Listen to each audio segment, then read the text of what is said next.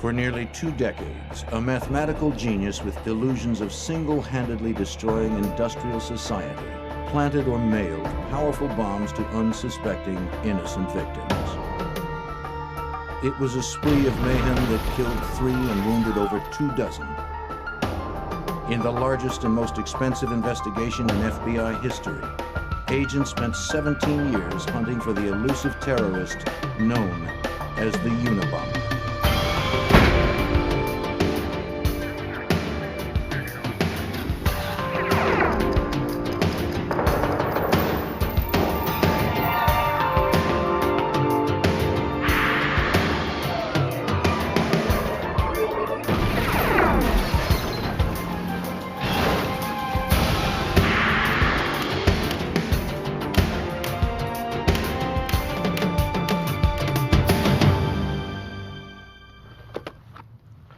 The first bomb came in the spring of 1978.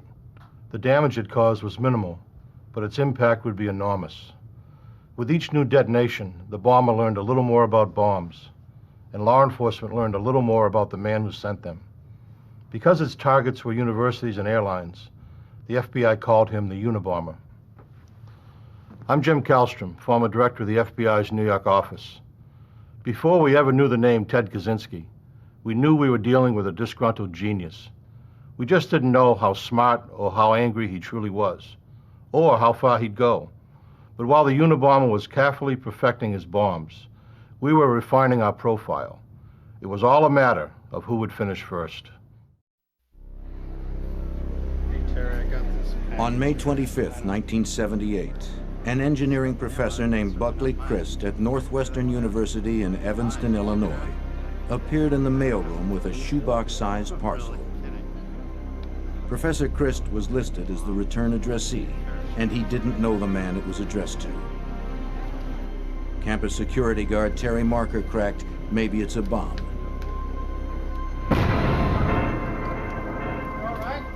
As bombs go, it wasn't much of one. It began a 20-year streak of violence that would stump the FBI and terrorize the nation.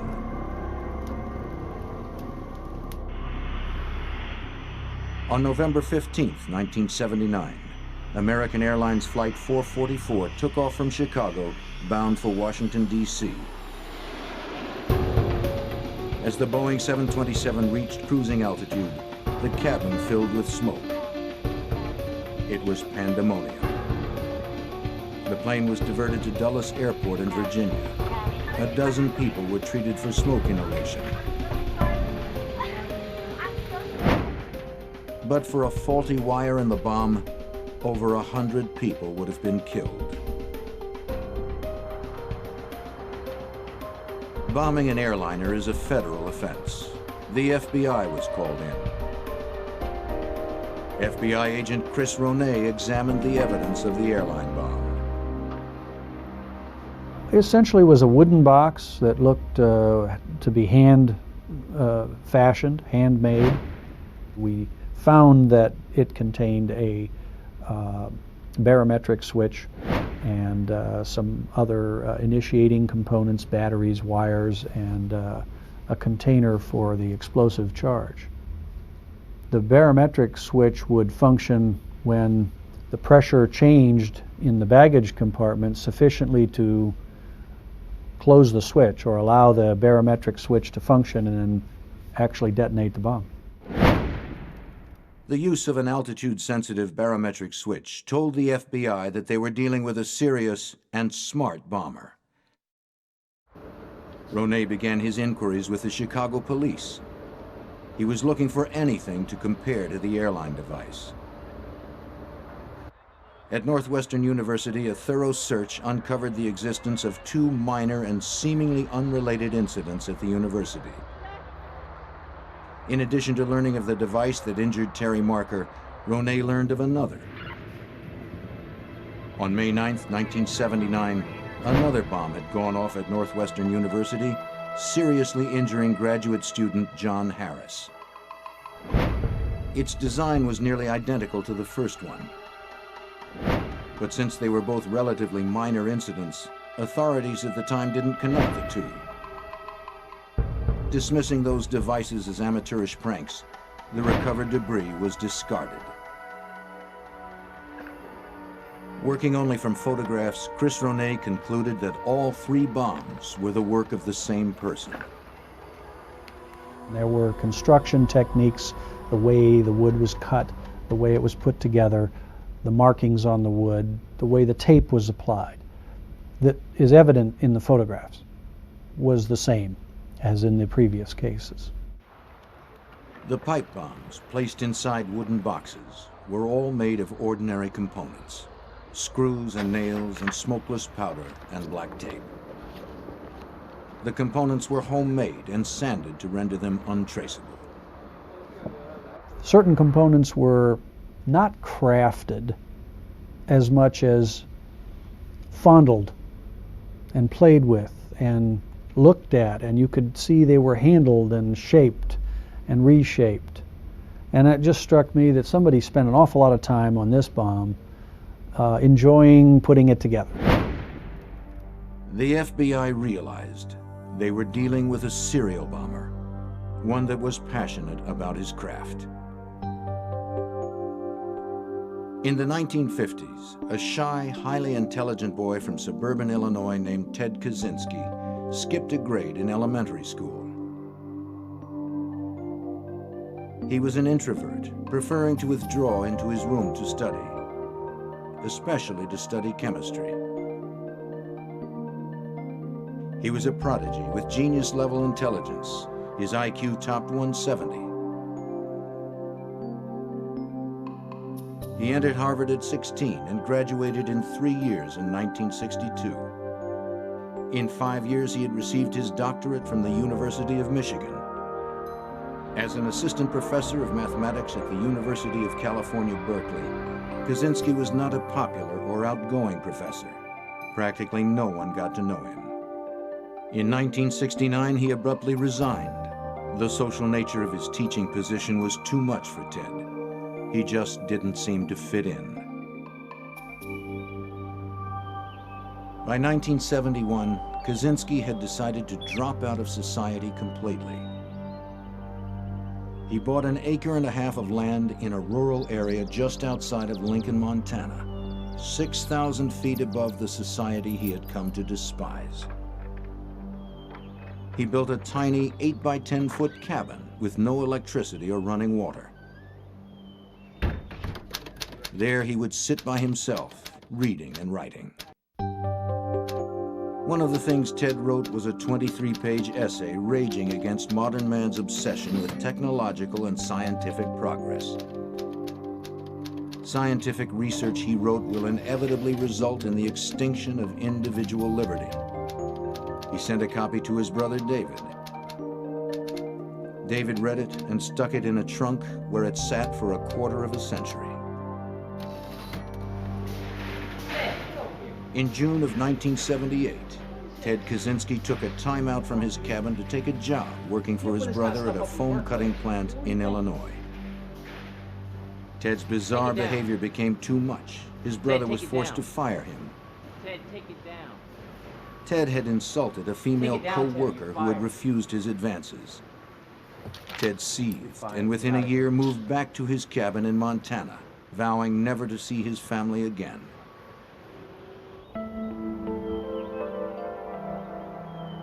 Trying to fit in as a social being was too frustrating for the introverted genius. Ted withdrew even more, believing modern man incapable of understanding him. He was starting to see civil society as an obstacle that needed to be overcome.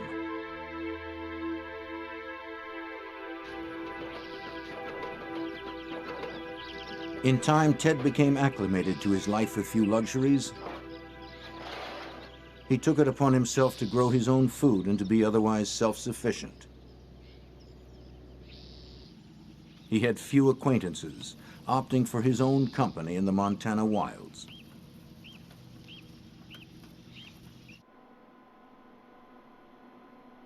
Ted rarely made it into Lincoln. When he did, it was usually to bury his face in reference books in the small town library.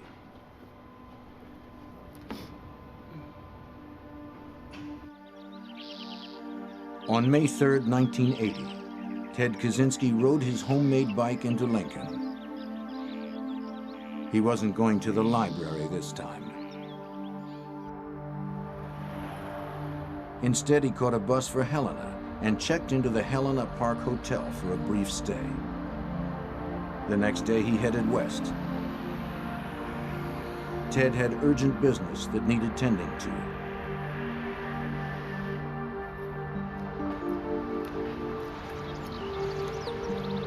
Percy Wood, the president of United Airlines, received a parcel at his suburban Chicago home on June 10, 1980. A few days earlier, he received a letter from a stranger promising to mail him a book which, the letter said, had tremendous social significance.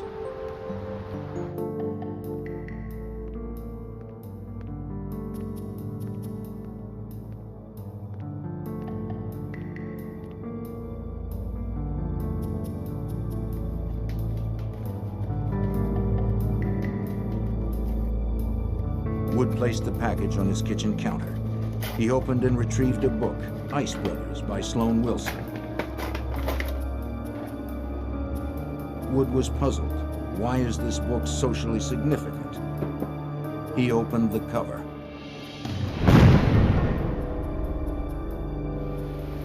Wood was nearly killed. The bomber had upped the ante considerably with his fourth and most powerful device yet. FBI and ATF bomb technicians poured over the scene. It was quickly identified as the work of the serial bomber. Each bomb so far had been a pipe bomb with similar construction and wiring. On this, the fourth bomb, the bomber had left a calling card. Punched into a piece of rubble were the letters FC.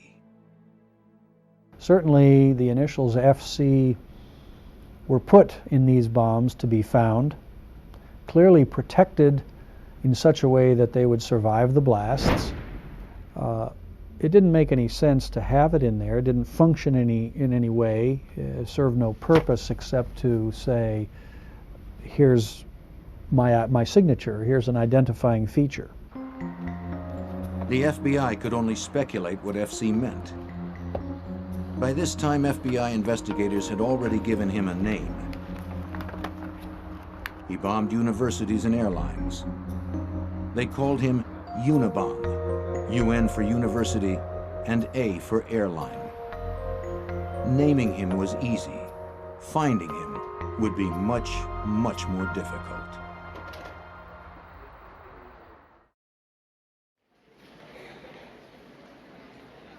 In 1981, with FC their best clue yet, the FBI cross-referenced thousands of people with those initials. But the Unabomber was not sitting idle. In October, a package was found sitting in a building at the University of Utah.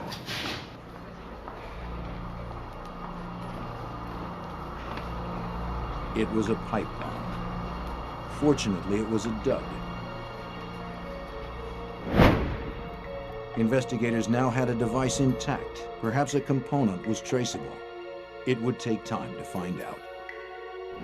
The Unabomber remained busy. In the spring of 1982, a package meant for Professor Leroy Wood Berenson blew up instead in the hands of an academic assistant at Vanderbilt University. The bomb was made of the usual materials, with the initials FC on the surviving wreckage. Examiners spent endless hours studying every minute detail of the Unabomb devices. The most bizarre clue suddenly emerged. The last two people specifically targeted were named Wood. Wood played such an important role in every one of the bombs. I mean, it was present in every one of the bombs, even when it didn't need to be. He, in fact, if he didn't have wood in it, he threw wood in it, sticks of wood, just so they'd be there. There were references to wood in addresses and names of people throughout. FBI lab examiner Doug Dietrich of the Trace Evidence Unit is also a wood expert. Well, the materials may indicate something about that individual. May indicate where he might live, what he might do for a living. And that's one of the things that I was involved with, especially in trying to determine where these types of woods came from, what geographical area, what part of the country. This approach seemed like a long shot, but the scarcity of clues left investigators with few options. As the FBI investigation intensified, so did the power of the Unabomber's devices. On July 2nd, 1982, Professor Diogenes Angelakos of the University of California, Berkeley, a devoted husband and a popular teacher, noticed a strange-looking object on the floor of the Computer Science Department's coffee room.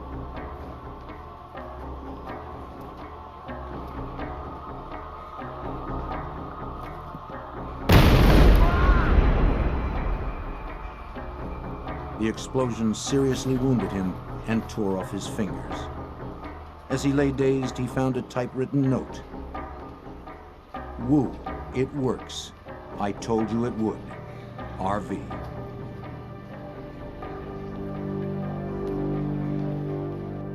The FBI ran down everyone in America named Wu, and everyone with the initials RV, a monumental, labor-intensive task, but to no avail. The note was a ruse. Another lead surfaced the day following the blast. A custodian who worked in Corey Hall, the building where the bomb exploded, saw a man with a thin mustache and sweatshirt loitering in the hall the night before. The custodian, however, was unable to remember enough details to help a sketch artist make a composite. Angelakos was critically wounded, requiring a lengthy hospital stay. He was no longer able to care for his invalid wife. She died within a month of the blast.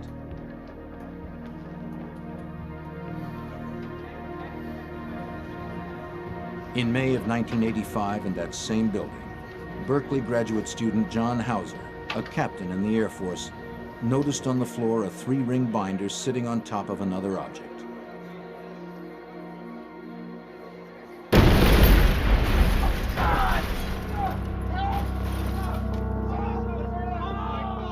Hauser had just applied for astronaut training. What he didn't know as he lay wounded was that he had already been accepted into the program.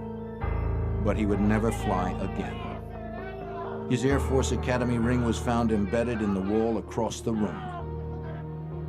Ironically, Professor Angelakos was nearby when the bomb exploded. He rushed to help Hauser.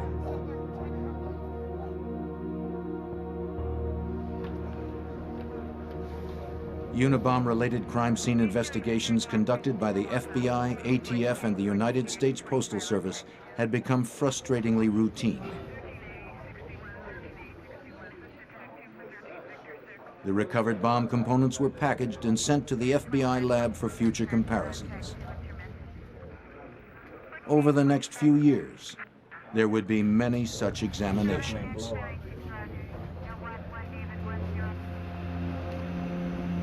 On May 8, 1985, a package was received at the Boeing Corporation in Auburn, Washington. It was addressed only to the company, was heavy, and had too much postage. Hey, Mark, look at this. A suspicious mailroom employee called security. The package was X-rayed and shown to contain a pipe bomb. It had FC stamped into the end caps. Had the employee opened the package, it most likely would have killed him and anyone else nearby. On November 15, 1985, Dr. James McConnell, a psychology professor at the University of Michigan, received a letter and package from a Ralph C. Kloppenberg.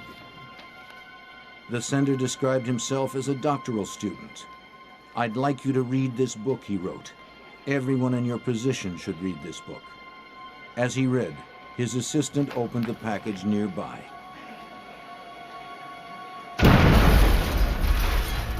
The explosion seriously injured the assistant and blew out the hearing of Dr. McConnell.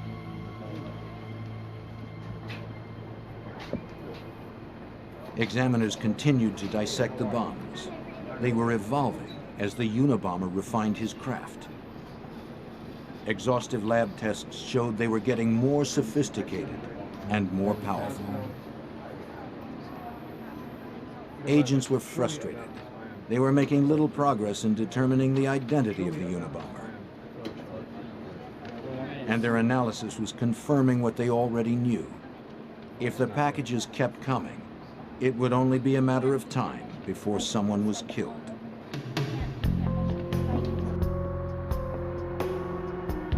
Hugh Scruton owned the Rentec computer store in Sacramento, California. On December 11th, 1985, about lunchtime, Scruton headed out the back door that led to the rear parking lot when he noticed something. It looked like a block of wood with 4 nails sticking out, points up. The explosion was ferocious, blowing a massive gaping hole into Scruton's chest, exposing his heart. The Unabomber was now a murderer. The bomb that killed Hugh Scruton was the most powerful yet. It consisted of a pipe within a pipe and contained all of the same characteristics as the others, right down to the FC stamped on a surviving end cap. The Unabomber investigation was now officially a homicide case. Investigators stuck to their strategy of keeping the details of the case secret, lest the Unabomber learn what they knew, or worse, lest they encourage copycats. Agents were desperate for a solid lead. Ted Kaczynski was always active in his secluded cabin. When he wasn't making bombs, he was writing his philosophy that justified them. For Ted Kaczynski, technological society was a horror, defined by the Earth's destruction and human beings amounting to little more than mindless robots. In Ted's story, anyone who was participating in the human race's dependency on technology was a villain.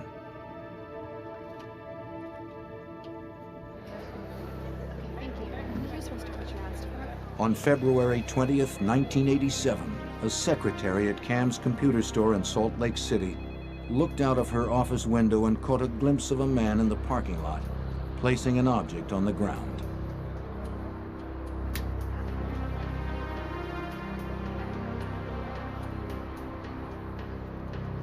An hour later, the store's owner, Gary Wright, was in the parking lot.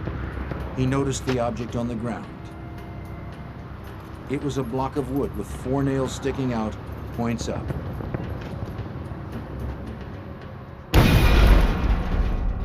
Wright received serious injuries, but miraculously survived.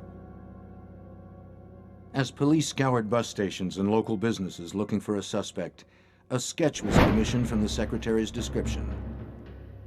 It was unquestionably the portrait of a man in disguise. The sketch didn't catch the Unabomber, but in one way it may have worked. Knowing he was seen, the Unabomber seemed to vanish. After 9 years of bombings, Unabomber-related incidents simply stopped after the 1987 Cam's explosion. The investigation had continued, but all available leads had been exhausted. After 6 years of silence, investigators were hopeful that the Unabomber had either been imprisoned on some unrelated charge or died. Either way, the bombs had stopped. But Ted Kaczynski was neither dead nor in jail.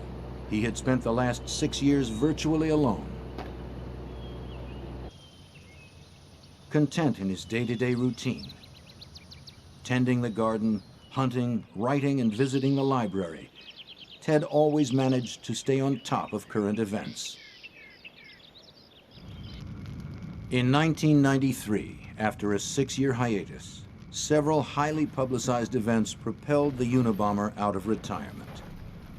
The fiery siege at Waco, Texas, between the ATF and the Branch Davidian religious cult, and the bombing of the World Trade Center created a violent political environment. The Unabomber would return in a fit of violence of his own.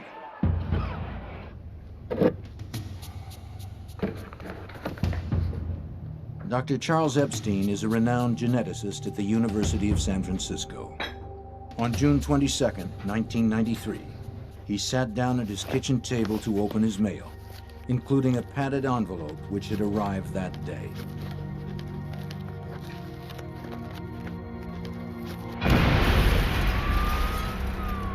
The blast critically injured Dr. Epstein. After 2.5 hours of surgery, he was stabilized and very lucky to be alive.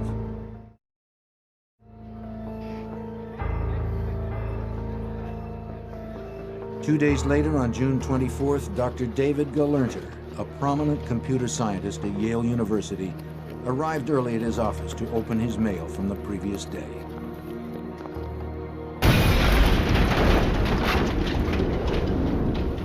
Injured in his right arm, eye, and abdomen, Gelernter struggled to his feet and went out the door for help.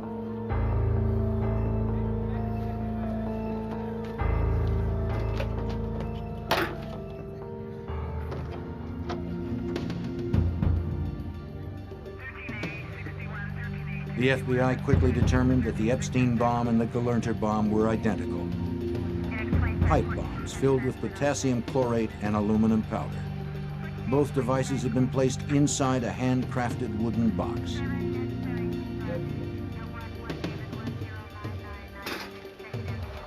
A few hours after the Gelernter bomb went off, a letter was received in the mailroom of the New York Times. It was from a self-proclaimed anarchist group called FC, who were claiming responsibility for the recent bombings. FC promised more communications in the future. An identifying number was provided to the Times to ensure the authenticity of future communications. It was 553-25-4394. The FBI determined that the number was a Social Security number of a 20-year-old parolee in Northern California, incredibly with a tattoo on his arm reading "Pure Wood." An investigation quickly dismissed him as the Unabomber. Another major clue was discovered. Impressed into the paper on the New York Times letter was the faint notation, "Call Nathan R., Wednesday, 7 p.m. The elusive Unabomber finally provided agents with a solid lead. The FBI talked to over 10,000 people whose first name was Nathan and whose last name began with R. The exhaustive search turned up nothing. It seemed the Unabomber loved sending the FBI on wild goose chases. The Times ran the letter, which sparked public interest. It also drew the FBI into dozens of false leads. Disgruntled students, aircraft engineers, even a Dungeons and Dragons club in Chicago. The latest round of activity had sent the FBI investigation into overdrive. A Unabomb task force consisting of FBI, ATF, and postal inspectors was formed to coordinate investigative efforts. Jim Freeman was the head of the FBI's San Francisco field office. He would also head the multi-agency Unabomb task force. We had evidence that was scattered around 3 different federal agencies and a lot of local state laboratories. So we recognized that our task was to gain control of the information that was already out there, determine what investigation had already been done. And we set about this by deciding to reinvestigate every Unabomb crime. Every shred of physical evidence that remained from past Unabomber devices would be given to one forensic examiner. Special Agent Tom Monell of the FBI Laboratories Materials and Devices Unit became the chief examiner for the investigation. All the evidence in the Unabomb case, no matter if it was explosive related or not, came through me and my unit. In a serial bombing type case such as the Unabomb case, the most frustrating aspect was the fact that we were doing all forensic examinations that could possibly be done to the evidence, and it wasn't able to lead us to any individual. While the task force struggled, Kaczynski's warped revolution against society continued.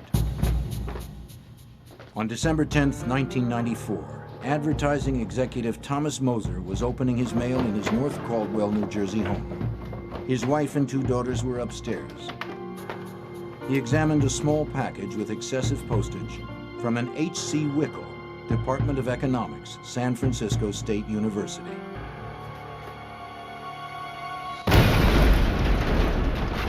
The explosion was the most gruesome yet, instantly decapitating Thomas Moser. With every previous device in the Unabomber investigation, Agent Monell was able to reconstruct a replica, working only from the debris recovered from the various crime scenes. Signature of the Unabomber. As with the 15 bombs he had reconstructed, this one was unquestionably the work of the Unabomber. A few months later, Ted Kaczynski prepared for an extended visit to the West Coast. This trip would be his busiest to date. On April 19, 1995, Ted Kaczynski was in the San Francisco Bay Area when Timothy McVeigh's 2,000-pound fuel oil bomb destroyed the Alfred P. Murrah Federal Building in Oklahoma City, killing 168 people. Ted would not let his agenda be eclipsed by the devastation in Oklahoma. The next day, April 20th, the nation still reeling over Oklahoma City, Kaczynski mailed 5 items, 4 letters, and a parcel.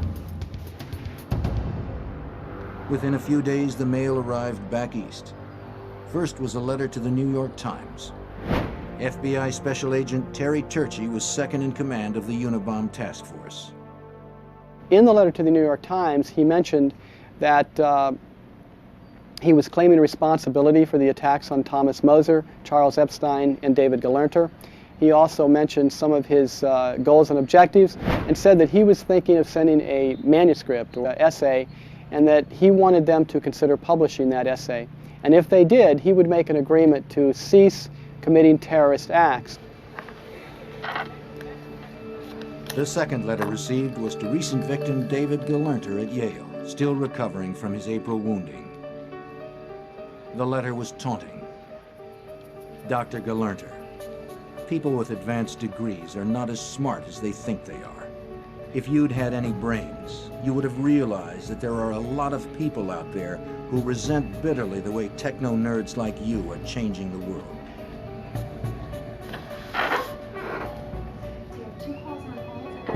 On April 25, 1995, a package arrived at the California Forestry Association addressed to its former president, William Dennison. Its current president, Gilbert Murray, decided to open it himself. It exploded with incredible violence, destroying everything in the office. Gil Murray was literally blown to pieces. 4 blocks away, the governor of California heard the blast from his office. The Unabomb scare was nationwide. Bomb threats were being reported everywhere. The FBI suspect list topped 50,000 names. 16 years and 16 bombs later, the Unabomber had claimed 3 lives and injured 24 people. 2 months after Murray was brutally killed, a letter arrived at the San Francisco Chronicle. It read, "The terrorist group FC, called Unabomb by the FBI, is planning to blow up an airliner out of Los Angeles International Airport during the next 6 days." The threat had to be taken absolutely seriously because the Unabomber had in fact placed a bomb aboard an aircraft before. It wasn't lethal enough to blow the plane out of the sky, but we knew that his bomb-making ability had progressed enough that he certainly was capable of that now. The FBI saw to it that special security measures went into effect immediately at California airports. No one without a ticket was allowed through security. All bags were searched. Bomb-sniffing dogs checked everything. The Postal Service stopped flying the mail on commercial jets. Passengers are questioned about carry-on luggage that they've had. Have you had this package in your custody and control during the entire time? Did you pack the suitcase yourself? Those type of questions all began from that day in LAX. The same day that the airliner threat was received at the San Francisco Chronicle, the Washington Post received a message from FC, a 56-page typed manifesto. The New York Times received a carbon copy of the manifesto the next day, as did the adult magazine Penthouse 2 days after that. The letter to the Post and Times laid out the terms and conditions for publication and agreed to stop the bombings if the Post or the Times published. For Special Agent Terry Turchi and the Unabomb Task Force, receiving the manifesto was a huge break. Of course, when the Unabomb manuscript came in, that was big information, and this was a major break, and we all knew that it was a major break, which if handled properly, could possibly lead us to identify the Unabomber. The manuscript, blandly titled Industrial Society and Its Consequences, was a meticulously written tract against technology, genetics, leftism, conservatism, and modern society generally.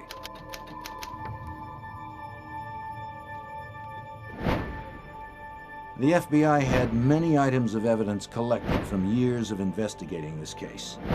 They needed to generate just one solid lead, one that could hopefully break the case wide open. Freeman thought the answer lay in publishing the manifesto. We very much were in favor of publishing it because after reading the manifesto, it was clear that someone had put their philosophy that had evolved over a number of years within the pages of this thing. It was recognizable. Somebody in reading this, we hoped, would read it and say, I remember that guy. He was sat next to me in class at such and such a university. After some public soul-searching and discussions with the director of the FBI and Attorney General Janet Reno, the Washington Post, and the New York Times, the decision was made to publish the manifesto. The manifesto appeared in a special section of the Post on September 19, 1995. By early 1996, Ted Kaczynski's brother David had been doing some soul-searching of his own. The news reports that the Unabomber had connections to Chicago, their boyhood home, as well as to Berkeley and Salt Lake City, nagged at him. He got a copy of the manifesto and began reading. He read it in the hopes of erasing the idea that his brother was a killer. What he read sent chills down his spine. He recognized the language and content of the manifesto as being similar to that of writings by his brother Ted. David dug up as many old letters and writings of Ted's as he could find and compared them to the Unabomber manifesto. Both had employed the unique phrase, cool-headed logician.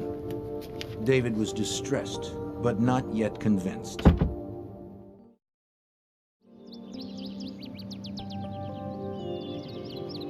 He wrote Ted an urgent letter.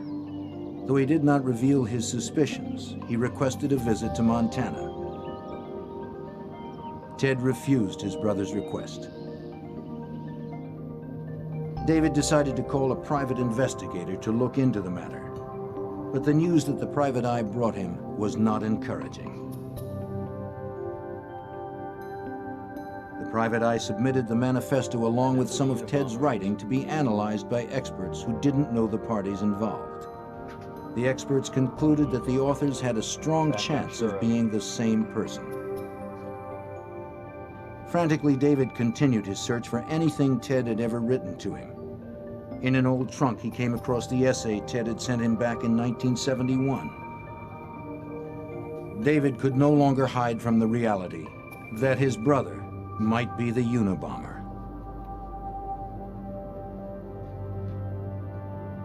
David Kaczynski was stunned. The 1971 essay David had unearthed was eerily similar to the Unabomber manifesto. Torn by the prospect of turning in his own brother on the one hand and endangering lives on the other, David Kaczynski made a gut-wrenching decision. Through his attorney, he contacted the FBI about his brother. In February of 1996, David Kaczynski told task force members of his suspicions. He gave a detailed accounting of Ted's life, where he grew up, where he went to school, and where he now lived. He then turned over the 1971 essay. And then we were able to do a side-by-side comparison between that document that was prepared many years before to the current copy of the manifesto, and it was very clear to us, many of us in the task force, that the similarities were more than coincidental.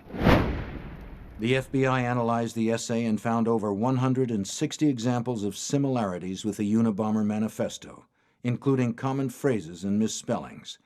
The list went on and on. After 17 years, the FBI had its first major suspect, Ted Kaczynski. Dozens of FBI agents quietly slipped into the small town of Lincoln, Montana. The FBI kept careful surveillance on Kaczynski's cabin as they laid out the case for a search warrant, hoping that the Unabomber would not strike again in the interim. By the beginning of April, enough information had been uncovered to justify the warrant.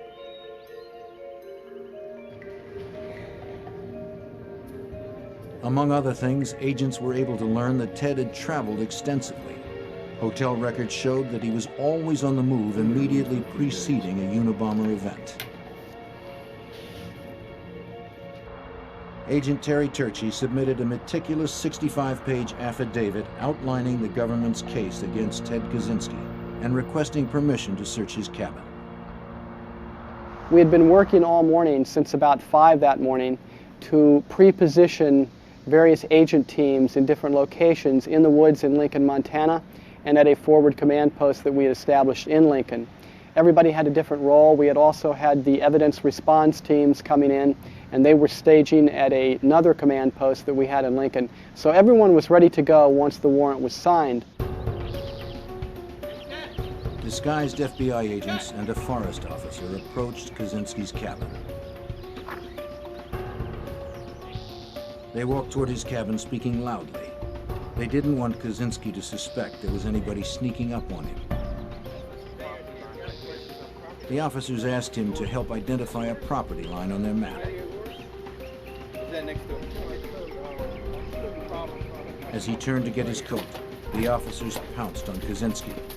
The suspected Unabomber was in custody.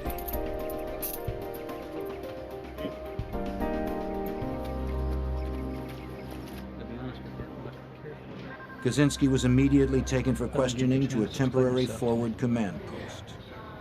Jim Freeman was about to come face to face with the man that had eluded the FBI for nearly 2 decades. He looked just absolutely disheveled. He looked like he was covered with soot. The agents that had grabbed his arms to restrain him had soot on their hands. So, Ted, you like to travel? Kaczynski admitted nothing and refused to say whether the cabin had any live How about bombs in Helena? You it. been down there much? As the questioning continued, the search of the cabin began.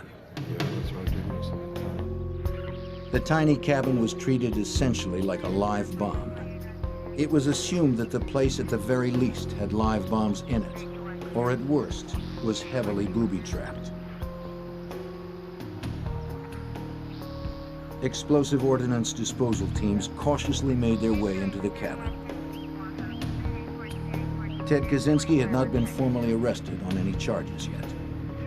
As investigators searched through his cabin, they found enough evidence to charge him with possession of bomb-making materials.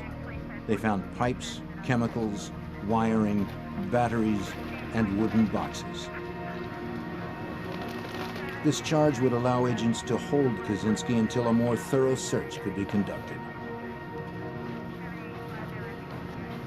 FBI Special Agent and explosive expert Donald Sachtleben was responsible for quickly gathering evidence in order to obtain the arrest warrant. He rushed to Helena to petition the judge. Sachtleben had been working on the Unabomb case for years. I think it was on the ride back to Helena that night when Pat Webb and I, who had worked on this for so many years, just sort of looked at each other and realized that maybe this was the beginning of the end. That we really did believe that night, if we hadn't believed before, that we had in fact caught the Unabomber. Ted Kaczynski was detained overnight until formal arrest charges could be brought the following morning. He was led through the streets on national television, looking every bit the part of an eccentric hermit. He was presented the next day before a judge in Helena on a charge of possession of bomb-making equipment. The search of the cabin continued. The room was a gold mine, but a dangerous one. Each container, each book, each binder needed to be x-rayed for explosive devices. It was clearly going to take a long time to search the tiny cabin. The evidence being slowly hauled out of the cabin was damning. A series of 3-ring binders with page after page of detailed bomb designs which matched the bombs used in many of the Unabomb explosions. Explosive powders of the type used in the bombings. Aluminum ingots and aluminum shavings on the floor, crucial bomb components. There was the infamous hooded sweatshirt and sunglasses. Agent Thomas Monell, the expert on Unabomb devices, was also inside the cabin. The other evidence located in the cabin were electrical components and wire that were consistent with the majority of the Unabomb devices. We found a improvised or a homemade flip type switch that was literally identical to 3 switches that were used in earlier bombs. After almost 2 full days, the search came to a sudden stop. A package was found. It was wrapped like previous bombs with a return address on it. All it awaited was a victim's name and address for the front. It was x-rayed and determined to be a live pipe bomb. Special Agent Sockleben had to handle the crisis. Well, from the x-ray, it looked very similar to the last bomb that had been placed, the one that killed Mr. Murray in Sacramento. We were able to safely remove the box from the cabin and take it down the hill to where we set up a site to deal with the bomb. The search slowly continued in the days ahead, and more damning evidence was seized. In addition to bomb-making paraphernalia and chemicals, agents also seized letters, notes, diagrams, and the Unabomber Manifesto. One irrefutable link between Ted Kaczynski and the Unabomber remained: the typewriter used for the manifesto. The typewriter that had been used to type the manifesto wasn't found until literally the last day of the search, which took 4 or 5 days. It was literally in the bottom of the last box that was opened. It had taken 11 days to search an 80-square-foot room, but the FBI's careful approach had paid off. The man who had killed, maimed, and ruined lives, all the while taunting the FBI, was caught stone cold. On April 14th, the entire cabin was hoisted onto a flatbed and hauled away for further examination. The charges against Kaczynski had been upgraded. On June 18, 1996, Ted Kaczynski was indicted in Sacramento on 10 counts relating to Unabomber activities. 1 charge in the death of Hugh Scruton, 3 charges in the wounding of Charles Epstein, 3 charges in the maiming of David Gelernter, and 3 charges in the death of Gil Murray. That day would have been Gil Murray's 48th birthday. New Jersey authorities filed more charges for the death of Thomas Moser. On November 12, 1996, selected visitors filed into a Sacramento courtroom for the long-awaited trial of Ted Kaczynski. In the front row was Ted's family, brother David, and his mother, Wanda Kaczynski. As Ted entered the courtroom, he turned his back angrily on his family members and never acknowledged them. Opening statements were about to begin when Kaczynski stood up and said he wanted to change lawyers. After a few days, the judge ruled that Kaczynski would have to undergo psychological testing. Federal prison psychiatrist Dr. Sally Johnson spent many days with Kaczynski. She concluded that Ted Kaczynski was mentally ill, but was competent to stand trial. The government's case against Kaczynski was overwhelming. For 17 years, the FBI had prepared for this day. examiners had reconstructed and preserved every device related to the Unabomber's crimes. With Ted Kaczynski's arrest, they were now able to establish an irrefutable link between him and the Unabomber. Ted's desire for solitude would no longer be self-imposed. With no options, he pled guilty to all Unabomber-related crimes. He was given 4 life sentences plus 30 years. He would never be eligible for parole. For Agent Terry Turchi, the Unabomber investigation shows the FBI's determination to never quit until justice is served, no matter how long it takes. For the people committing these crimes, who may go on for many years and not get caught, they may become more arrogant, or they may become more complacent, or they may think we're never going to catch them. But I think for them and for the public, the message has to be that we don't give up and that we're going to stay with it until we solve it. And certainly I think that is what we're called upon to do and what we need to do. In June 1998, Joanna Lee, an assistant editor at Simon & Schuster Publishing, received a letter from Ted Kaczynski with a prison return address. She knew he was the convicted Unabomber, but opened it anyway. Kaczynski wanted them to publish a book about his struggle. To this date, there are no takers.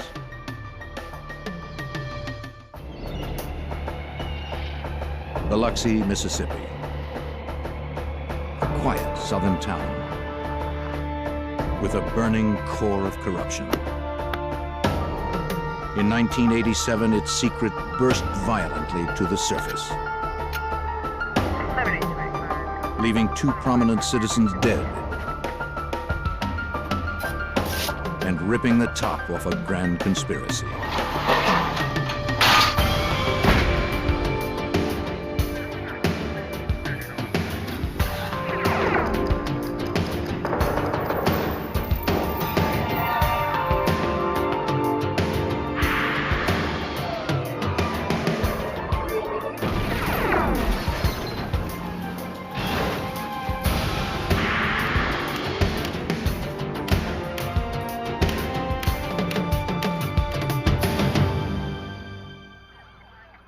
On Mississippi's Gulf Coast, a judge and his politician wife are murdered in their home.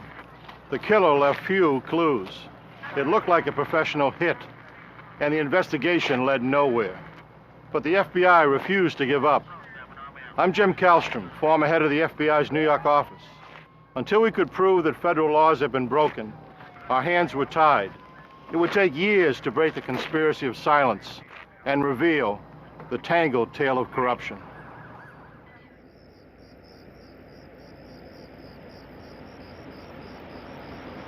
Biloxi, Mississippi. Monday, September 14th, 1987. It was a typically warm summer night in this quiet Gulf Coast town. The workday was over, and most residents had retreated to the tranquility of their homes. Like most of their neighbors, State Circuit Court Judge Vincent Sherry and his wife Margaret were unwinding after a long day. Vincent Sherry was a prominent judge in Biloxi. Margaret was making plans to run for mayor.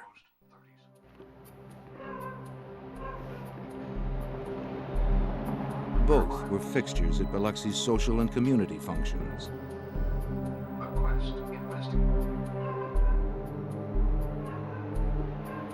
They were a happy couple who had raised 3 grown children.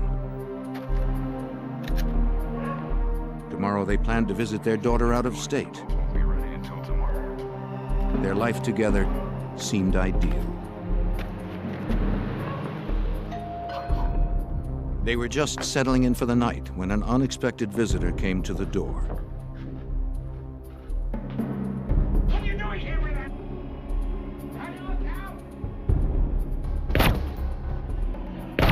And brought their perfect world to an end.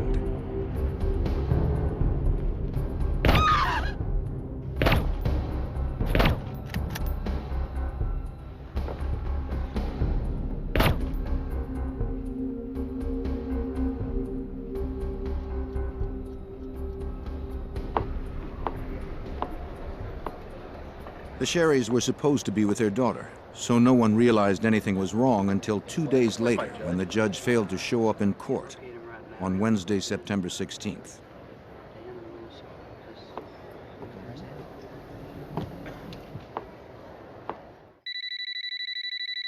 Calls to the Sherrys' home went unanswered.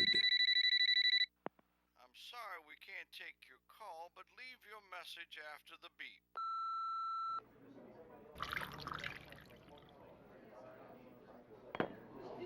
His colleagues at the court phoned Pete Halat, Vincent Sherry's friend and former law partner. Morning, Pete Halat. But he hadn't seen or heard from the judge either. Well, he's supposed to be in court. When did he leave? I don't know. All right, let's No, wait, you let me call him at home and I'll figure out where he is. All right.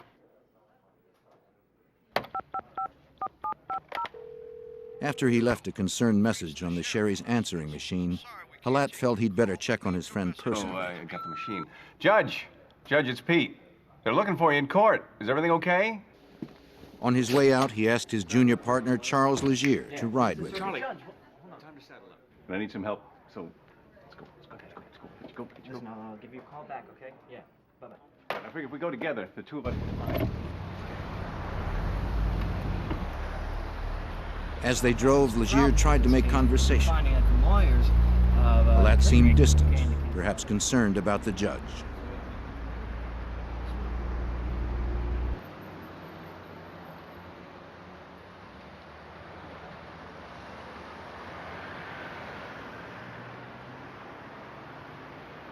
Both of the Sherry's cars stood in the driveway.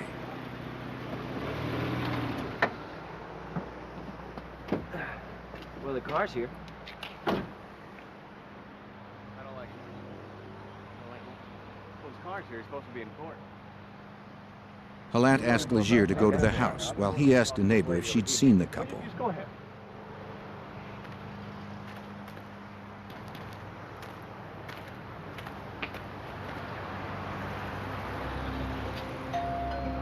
Legier rang the doorbell, but no one answered. He saw that the last 2 morning newspapers hadn't been picked up. Pete Halat. I'm partners with... The neighbor told Halat she hadn't seen the Sherrys for a couple of days, which she thought was odd since both of their cars were in the driveway. When Legier tried the Sherrys' door, he found it unlocked. Something wasn't right. Hey, Pete! Pete!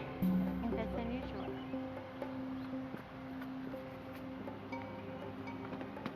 Yeah, I was just knocking on it and the door opened up. Halat, concerned by the open door, cautiously stepped inside.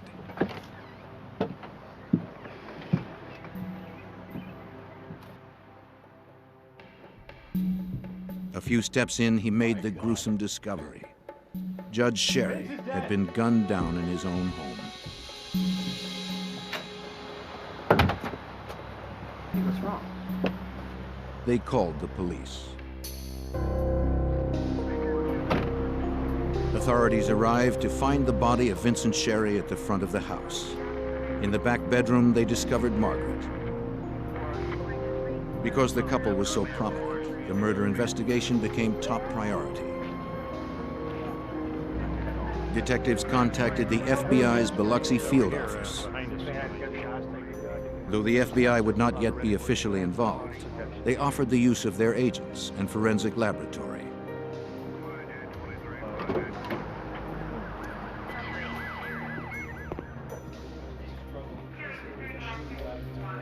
Inside, the police began scouring the crime scene for clues. They conducted blood spatter analysis to determine projectile angles. If they could figure out where the murderer had stood when he fired the shots, they might be able to reconstruct the crime. Okay. Inspector Robert Burris, a crime technician with the Biloxi Police Department, helped process the scene. He discovered a possible clue in the den. There was blood trailing from his feet, actually going down between his legs a little ways, back to where he was laying. There was blood spatter on a double sliding glass door that was right beyond his head. And further examination in this room, I found some small pieces of foam rubber. Burris didn't see where the foam rubber could have come from. 3 shell casings, you want to get those? A search of the house led him to one conclusion. Now this foam rubber had to have been brought into the house. We examined every piece of material in this house, in every room of the house, all pillows, mattresses, everything else. There's no foam rubber tore up in this house. It was brought into the house. It does have gunshot residue on it. And basically about the only way it can get there is for a bullet to be fired through it. For Burris, the significance of the foam rubber was obvious. The killer had used a homemade silencer. Investigators dusted for fingerprints, but found none of any value. They found 9 spent .22 caliber shell casings from a semi-automatic pistol, as well as the bullets used to murder the Sherrys. The position of the shells indicated that the shots had been fired in rapid succession. But most striking was how well the killer had covered his tracks. Nothing at the scene pointed to the killer's identity. So what do you He think? did his job well, and his mission was clear. The lack of evidence in this house, such as items stolen, a struggle occurring, the absence of forced entry, no ransacking going on in the house whatsoever. A person came there for one thing, that was to kill the 2 Sherrys. Special Agent Keith Bell from the Biloxi FBI field office agreed that this was a professional job. The Sherrys had been assassinated. The crime scene appeared to be very limited as far as evidence remaining, which meant it was well planned, well executed, and professionally done. A small caliber weapon had been used. The foam rubber indicated that perhaps a silencer had also been used, and the Sherrys had been shot in the head, so it seemed to be a very professional job. A multi-agency task force was assembled with Special Agent Keith Bell among its members. Investigators would spend days processing the crime scene.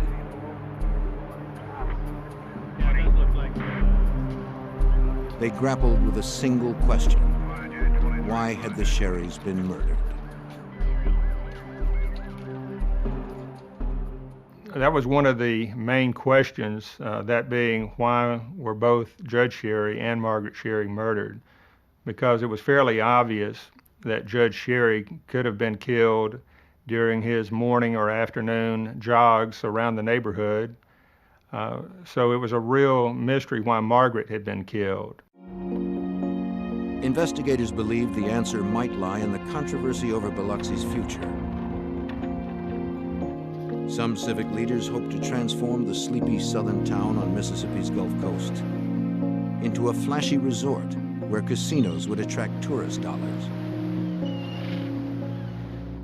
But with strip clubs already established in town, Margaret Sherry felt Biloxi's small-town charms were threatened. And the casinos would attract a criminal element. As a candidate for mayor, she had made powerful political enemies by trying to keep gambling out. Agent Bell wondered if Margaret was killed to silence her protests. Margaret had been so outspoken politically in the community. She was known to be anti-gambling. And if elected mayor in 1989, she had planned to close down the remaining strip clubs in Biloxi. So there was always the possibility that she might have been the target, rather than Judge Sherry. The task force would investigate Margaret's political enemies, but first, they'd question the Sherrys' friends and neighbors. Someone in the neighborhood must have seen something. But even people who'd known the Sherrys for years were reluctant to talk. fearing the specter of Biloxi's emerging criminal underworld.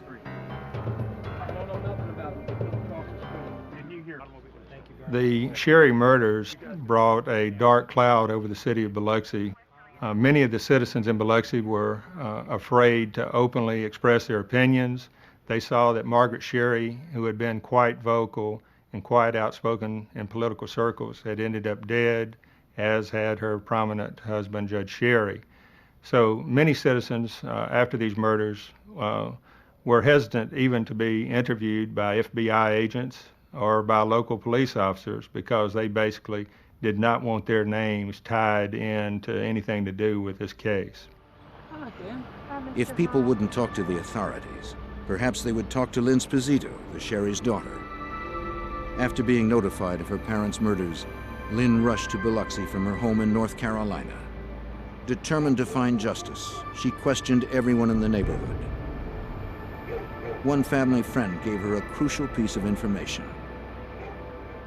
He described a suspicious car and driver in the neighborhood on the night of the murders.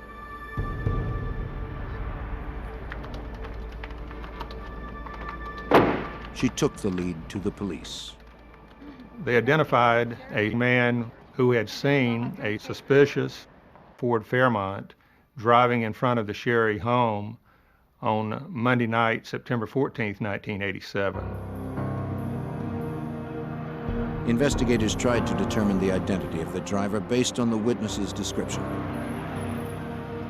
Their search came up empty.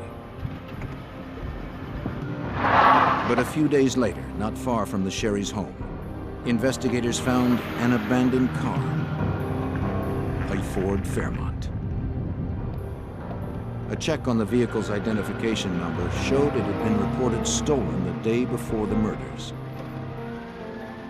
Police also learned that the tags on the car were not registered to the car.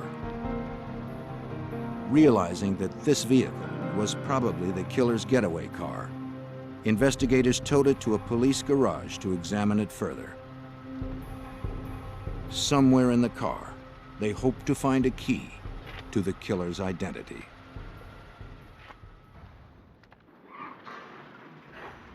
Less than a week after the brutal murders of Biloxi couple Vince and Margaret Sherry, investigators received their first promising lead. They recovered an abandoned car, matching the one witnesses described seeing the night of the murders. After contacting Agent Keith Bell about the discovery, investigators processed the car for clues. Inspector Robert Burris found something peculiar. I was processing this vehicle, and one of the things I noted, the dome light had been dismantled and the bulb taken out of it. In other words, if you open the door, you ain't got no light. Both of the sun visors were in the down position. Whether you're riding around daytime or nighttime, you ain't gonna be able to see the people's face in it very well. Investigators believed more than ever that this was the car used by the Sherry's killer. Anything found inside it was labeled, packaged, and shipped to the FBI labs in Washington, D.C.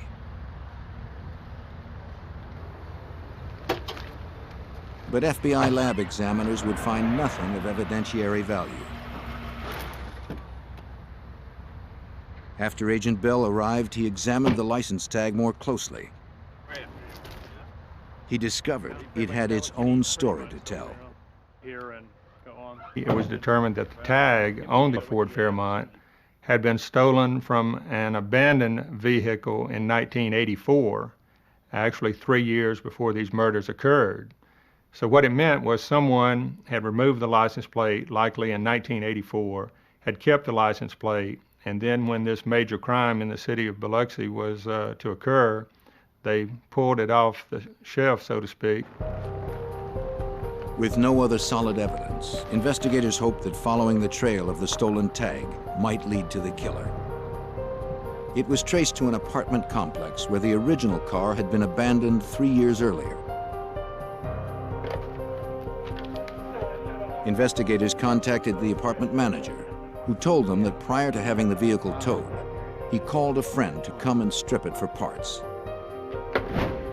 The manager's friend was a man that agents knew by name and reputation, Biloxi locksmith Lenny Sweatman. He was the last person to be seen near the car.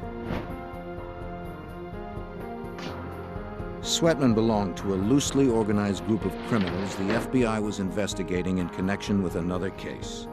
The group was known as the Dixie Mafia. FBI agent Keith Bell had connected the car used in the Sherry killings to Lenny Sweatman. Now, Bell wondered if the Dixie Mafia was linked to the Sherry murders. If Sweatman had a part in it, Bell believed that other Dixie Mafia members couldn't be far behind. He began looking into Sweatman's associates. What that meant to us immediately, those of us familiar with the criminal associations on the coast, was that if Lenny Sweatman was involved in getting the tag for the hit car, then quite likely his close personal friend and longtime associate Mike Gillich, the strip club owner in Biloxi, might also be involved in these murders. Oh, that's all right. Sometimes you know how it is. Oh, thanks. Have a beer. All right. Gillich, who owned 3 strip clubs in Biloxi, was well known to local law enforcement. He was currently under investigation by the FBI in connection with a Dixie Mafia operation known as the Lonely Heart Scam. See, it gets to him. But Special Agent Bell needed a thread that connected the 2 investigations together.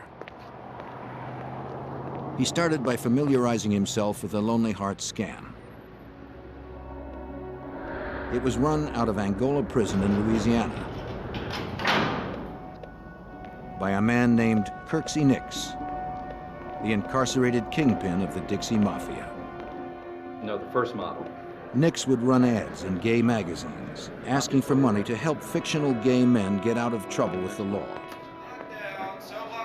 Through the scam, Nix was hoping to generate enough money to solve his own legal problems. He was serving a life sentence for murder.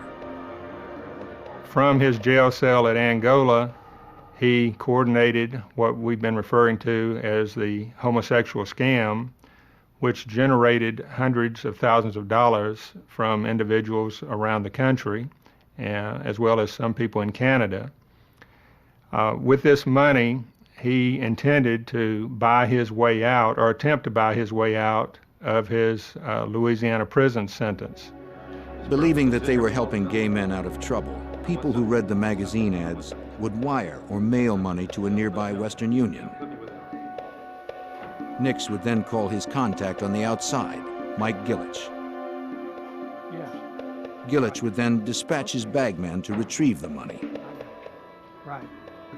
See you later. Gillich made sure that the scam money was distributed to Dixie Mafia members and safely stashed away for Kirksey Nix. Take care. In the coming months, investigators developed more evidence in the Lonely Heart scam, but still had no direct link between these conspirators and the Sherry's killers. A year into the investigation, the murder case threatened to stall.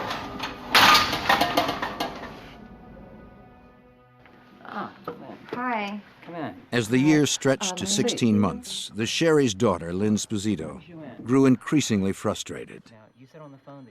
In January 1989, she hired a private investigator to rev up the inquest into her parents' murder. He said he could make out the man. And I'll give him a call, and I'll be on this case this afternoon. The family had wanted very much to have a quick resolution to the case, but by early 1989, there'd still been no arrest. And of course, at this point, the FBI had not formally entered the case. Nice to see you. Thank you for seeing The lack of official FBI involvement hampered Bell's investigation. So when the private investigator paid him a visit, Bell welcomed his assistants, hoping they could share information. The two were old acquaintances from the private investigator's days in law enforcement. Since Agent Bell was unable to act officially, the private investigator would pursue a lead that looked promising. He would interview another Angola inmate. The private investigator and Bell hoped the inmate at Angola could finally link the Lonely Heart scam and the Sherry murders. He met with all the right people, and because of his knowledge of the Dixie Mafia and from what he had learned from law enforcement authorities on the coast, he did go over to Angola and did talk to the right person over there. The inmate's name was Bobby Joe Fabian. He was another known member of the Dixie Mafia, doing time for kidnapping and shooting a state trooper. Fabian claimed he had not been involved in the Sherry murders, but he had learned that fellow inmate Kirksey Nix had been. Fabian told the private investigator that Nix had had Judge Sherry killed because Sherry had allegedly stolen money from Nix's Lonely Hearts scam. That wasn't all. He said Nix had been told of the theft by none other than Pete Halat, Sherry's former law partner. Halat, the man who had delivered the eulogy at the Sherry's funeral, was now implicated in their murders.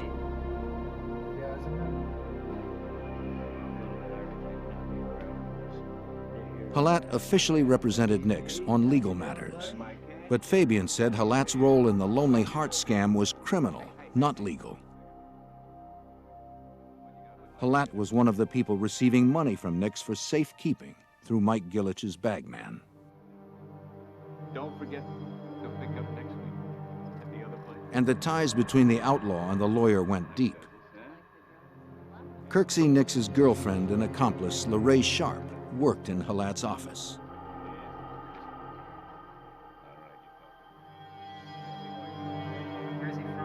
Fabian said both LaRae Sharp and Pete Halat were stashing money from the scam in a safe deposit box for Kirksey Nix. And he said the amount had reached 6 figures. Thanks to Fabian, the link between the murders and the Lonely Hearts scam had been made. And not only had Fabian given investigators a possible motive for the killings, he was also able to supply the name of the alleged hitman, an ex-con named John Ransom, who was believed to be living in Georgia. But tracking down Ransom would take time. Anytime law enforcement people get together and start talking about notorious Dixie Mafia members, John Ransom comes up quite early in the conversation. He's a longtime alleged hitman for the Dixie Mafia. In August of 1989, 2 years after the Sherry murders, Agent Bell now had enough evidence to warrant a full FBI investigation into the killings. Accompanied by the Sherry's daughter, Lynn Sposito, he approached the United States Attorney and the FBI with a demand to officially open the case. So with the tying in of the scam to the murders, we knew we had some federal violations involved. We have wire fraud, we had mail fraud, and we perhaps had a hitman traveling from Georgia to Mississippi to kill the Sherrys. It was decided to open an official FBI investigation and join with local authorities in the investigation.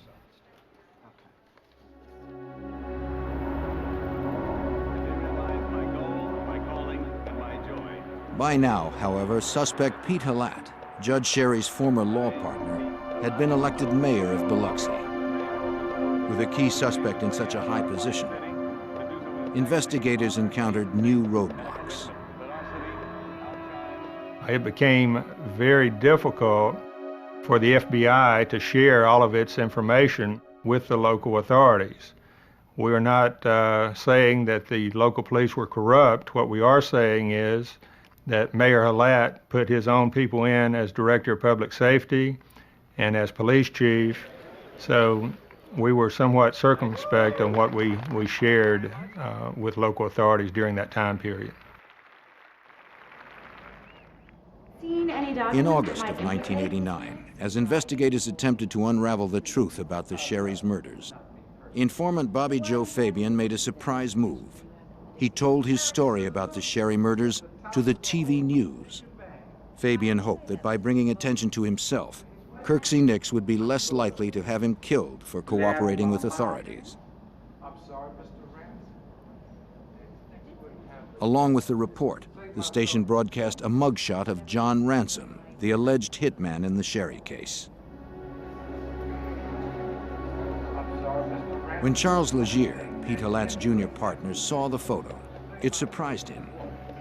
He recalled seeing Ransom outside the Sherry Halat law offices a few weeks before the murders.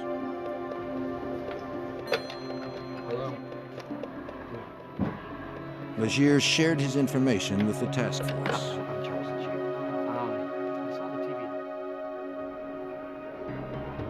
Major Randy Cook of the Harrison County Sheriff's Department took Legier's statement.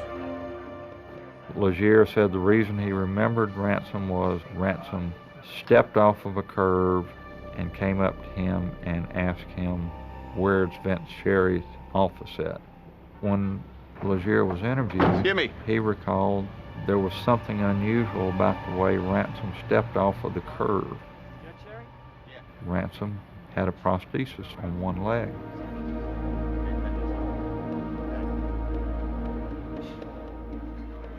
Investigators learned that Ransom was now in a Georgia prison, serving time for another murder. When questioned about the Sherry murders, he refused to cooperate. As Cook further questioned Legier about the day he and Halat had found the bodies, an important detail emerged. Legier remembered that Halat had walked into the Sherry's living room, seen Judge Sherry's body, and said, "Vince and Margaret are dead." Cook relayed this to Agent Bell. What was interesting was that Margaret's body was in the far back bedroom of the residence, and according to Chuck Legier, Pete Halat did not have time other than to briefly enter the front of the house and would have no way of knowing that Margaret's body was also in the very back bedroom. In October of 1989, 2 years after the murders, Agent Bell knew Halat was involved, but he still lacked enough evidence for an arrest. Even so, he felt it was time to confront Mayor Halat. It would be a quiet warning, man to man. And I let Mayor Halat know that I thought his knowledge of the Sherry murders was much greater than what he had shared with law enforcement authorities up to that point. And I recall also telling him that the FBI would continue working on this case until it was totally solved. My recollection is he smiled and did not have much else to say. As a lawyer, Halat knew Bell would need more concrete evidence in order to secure a conviction. What he likely didn't realize was the depth of Bell's commitment to bring him to justice.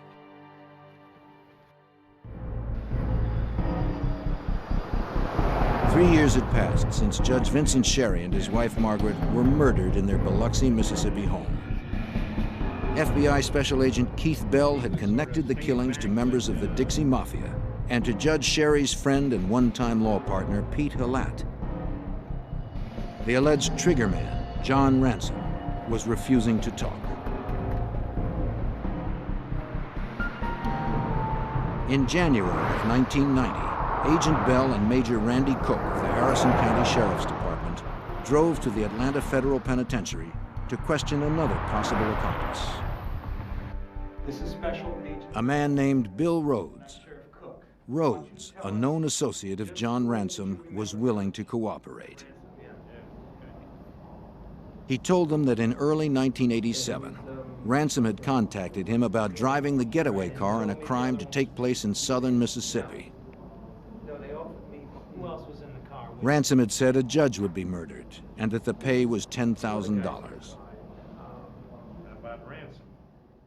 There were certain promises made to Rhodes by Ransom that I know certain people in Biloxi that if you'll help me on this and you'll have the run of Biloxi anytime you want it. So in March of 1987, Rhodes went to Biloxi and met with Ransom and a man named Pete. It was Pete who specifically asked Rhodes and Ransom to do the hit.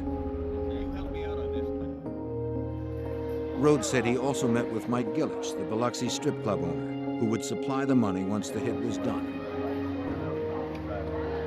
But 5 months later, before they could do the job, Rhodes was arrested on an unrelated bank robbery charge. And Ransom got cold feet, afraid Rhodes would turn on him. The information helped the case inch forward, but Agent Bell and Officer Cook still felt that Ransom held the missing pieces. Another year would pass without much progress.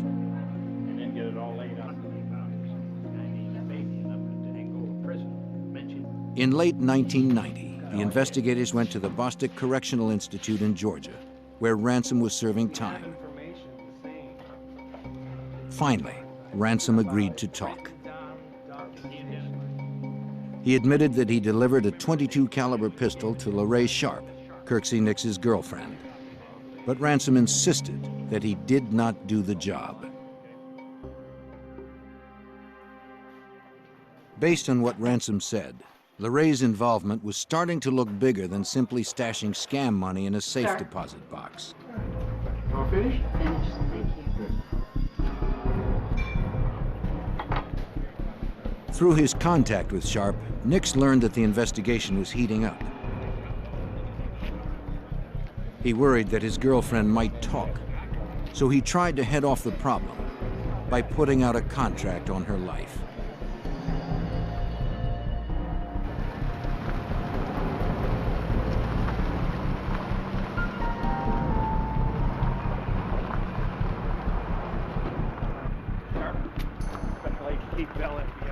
But in late 1990, Agent Bell arrested her for her participation in the murders, inadvertently saving her from Nix's gunman.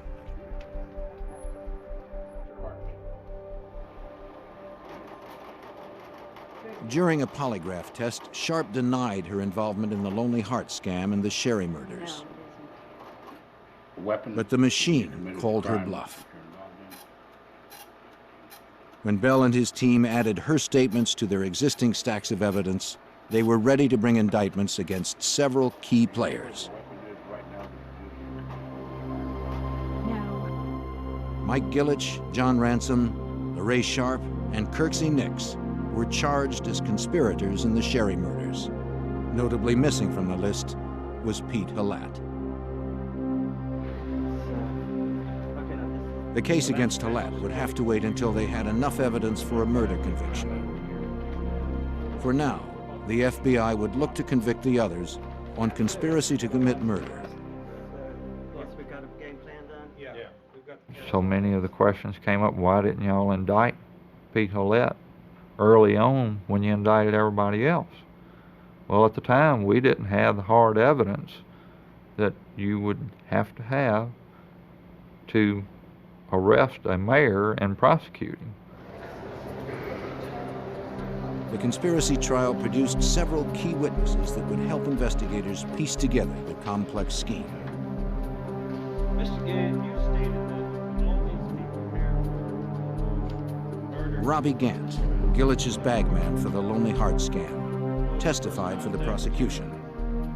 His testimony helped prosecutors link the Sherry murders to the scam.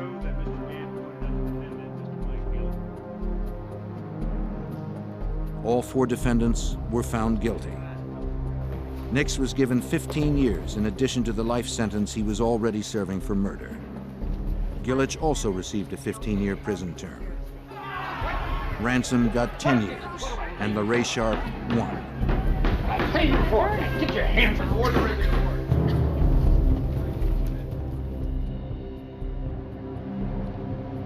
With these conspirators behind bars and the Lonely Heart scam no longer operational, Bell moved on to his next objective.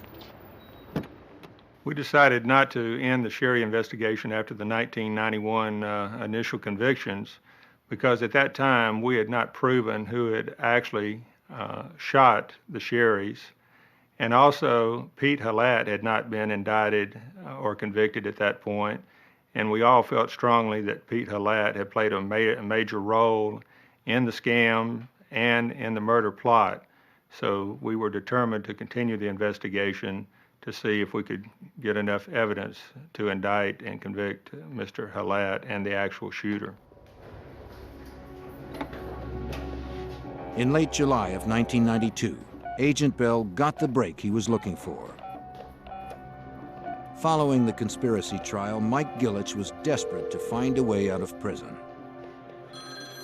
He contacted one of his associates in Biloxi and asked him to approach Robbie Gant with an offer.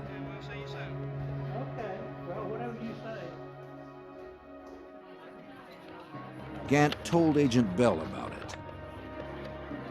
And the associate had offered Robbie Gant $20,000 if Gant would recant his testimony against Gilich and sign a false affidavit stating that he had been threatened by me to testify against Gilich, to testify falsely against Gilich. Gant agreed to wear a wire and get the offer from Gilich's accomplice on tape.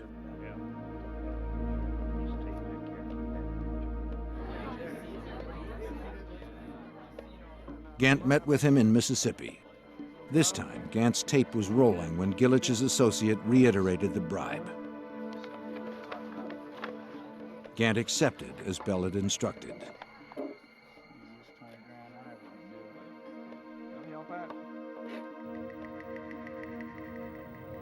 Now, Bell had the evidence he needed to turn up the heat on Gilich. Just the man who could tell the story from the inside.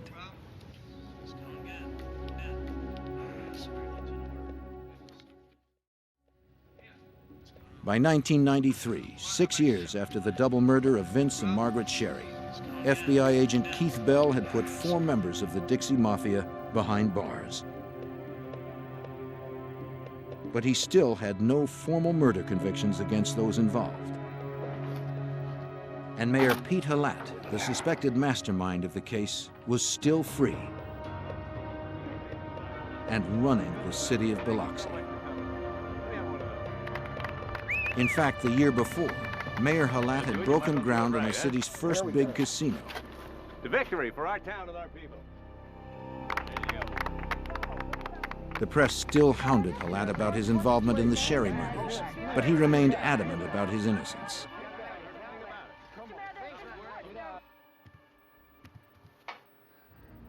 Bell continued to work his plan. He used the bribe Robert Gant had recorded on tape to level another charge against Mike Gilich, already in jail. Now Bell indicted Gilich for witness bribery and witness tampering for trying to buy off Gant. And that did the trick. No doubt the most important turning point was in October of 1993 when Mike Gilich finally decided to cooperate and tell the story of this whole case from an insider's point of view. And that's what really allowed us to bring final resolution to this investigation. After the years of painstaking work Bell had spent on the case, it was a satisfying moment. Finally, it seemed his patience and ingenuity were paying off. Gilich was in no hurry to accrue more jail time. Bell's relentless pressure had persuaded him to cut a deal before the bribery trial even began. The Dixie Mafia member would tell what he knew about the murders. Mr. Gilich has. Maybe now, Bell could get the convictions he knew were long overdue.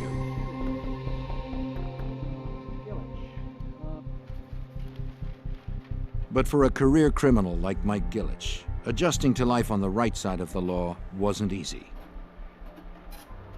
At first, he tried to bluff his way out.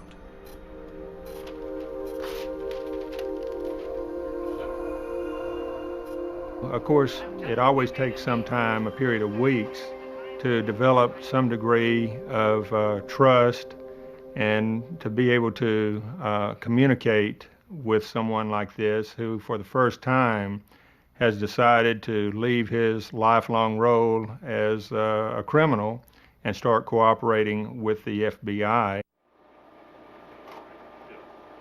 When deception didn't work, Gilich had no alternative. He had to tell the truth. Now, for the first time, Bell heard the story from an inside source. Gillich knew all the details. Mike was the center point. Mike knew Kirksey Nix. Mike knew Pete Hallett for years. And in fact, when Kirksey Nix was looking for an attorney over in the coast area to represent him on various matters, Mike Gillich introduced Nix into Pete Hallett. He confirmed that Pete Hallett was indeed behind the plan to murder the Sherrys, and that the plot grew directly out of the Lonely Heart scam of Angola prison inmate Kirksey Nix. Some months before the Sherrys' deaths, Hallett had closed the safe deposit box he and Nix's girlfriend LaRae Sharp had access to, effectively cutting off her access to the money. He then transferred the money into a box only he and Judge Sherry could use. Motivated by greed, he stole $100,000 cash from there. As Nix's trusted accomplice, Hallett could blame the theft on Judge Sherry. Next, he went to Mike Gillich with news of the theft. Mr. Gillich stated that Pete Hallett approached Mr. Gillich himself in late 1986 and told Mr. Gillich that much of the money was missing, supposedly around $100,000. And Mr. Hallett blamed Judge Sherry for taking the money. Mr. Hallett knew that Kirksey Nix would be very furious about this.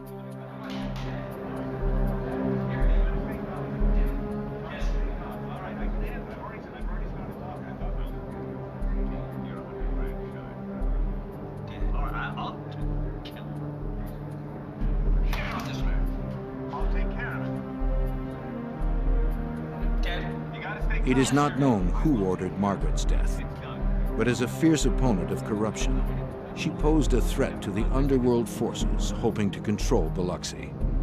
With Margaret dead, Hallett could be free to run the town.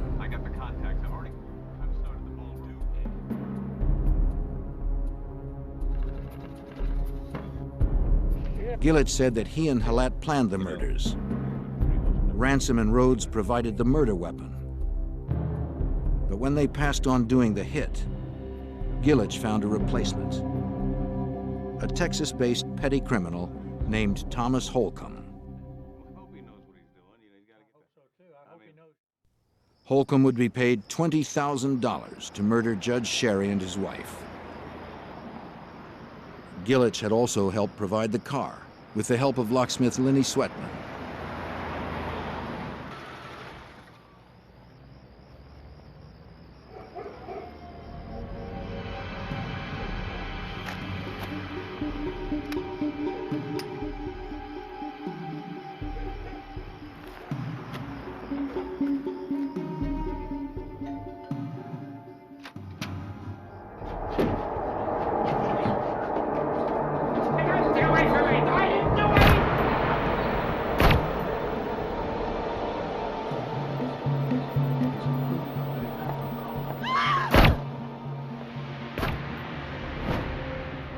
In October of 1996, agents arrested hitman Thomas Holcomb in Texas on murder charges.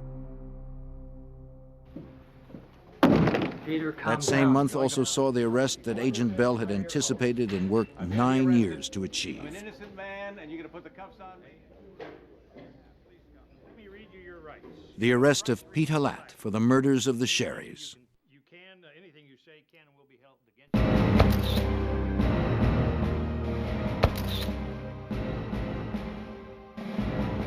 Kirksey Nix and LaRae Sharp were indicted on 52 counts, including fraud, money laundering, and murder. Hallett was tried and convicted in the summer of 1997, a full decade after the crimes were committed. He was sentenced to 18 years in federal prison. Also tried and convicted were Kirksey Nix and Thomas Holcomb, the hitman. Both were sentenced to life. LaRae Sharp, Nix's girlfriend, got 5 years. I think a lot of citizens in Biloxi now realize that there are a lot of dedicated professional law enforcement people who will do everything they can to protect the community and work hard to solve major crimes. Perhaps the legacy, you might say, of the case for the criminal element is that they realize after seeing this case that they can commit a crime one day and think they're getting away with it a year later, but it could come back 10 years later and get them. While the Sherry's killers were finally brought to justice, Margaret Sherry's dream of a Biloxi free of gambling was never realized. Instead, Biloxi has become a resort town filled with casinos and neon lights. The sleepy southern town is gone forever, along with the woman who lost her life trying to save it.